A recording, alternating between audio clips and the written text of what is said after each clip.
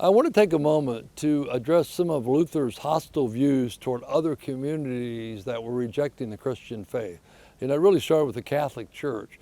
Once he realized that the Catholic Church was not going to reform itself and accept Jesus Christ's message of salvation through faith alone, from the Pope down, then he became angry and adamantly against them because he thought they were perverting the gospel, exploiting people for the sake of their money, and he rejected them. In fact, the worst thing Luther could call a person was a double papist.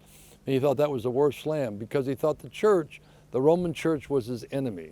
He was very much against the Catholic Church in not capitulating or reforming itself to meet his theology. But there are other groups that rose up. There were the Anabaptists.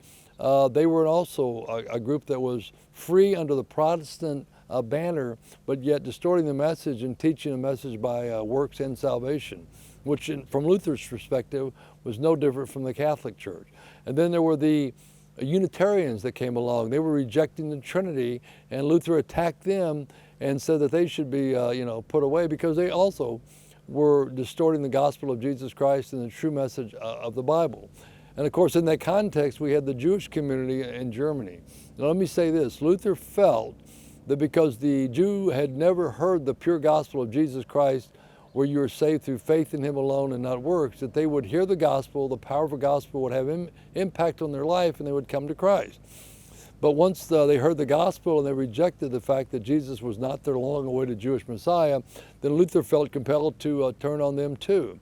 But you have to understand, in that context, anyone that Luther thought was rejecting the pure and simple gospel of Jesus Christ crucified and risen, and your salvation is through faith in that alone and not works, was an enemy of the church. So he became, he felt like the Catholics were the enemy, the Anabaptists were the enemy, the Unitarians were the enemy, and of course the Jewish community were the enemies.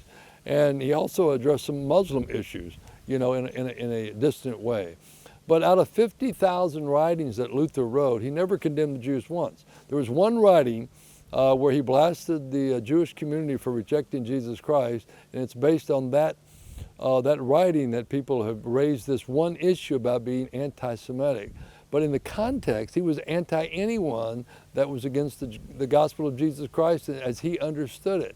He was against the Catholics, he was against the Jews, he was against the Anabaptists, he was against the Unitarians, and any other group.